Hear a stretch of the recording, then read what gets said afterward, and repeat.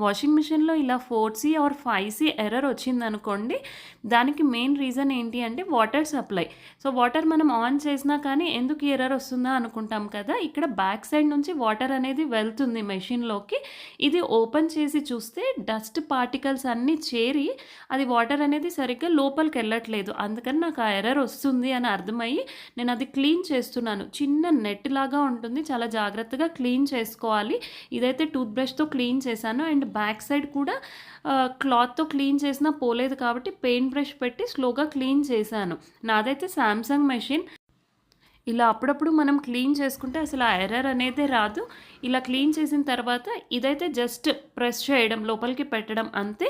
దాని తర్వాత ఇంకా పైప్ ఉంటుంది కదా! యాజ్ ఇట్ ఈస్‌గా అది నేను ఫిట్ చేసేసాను.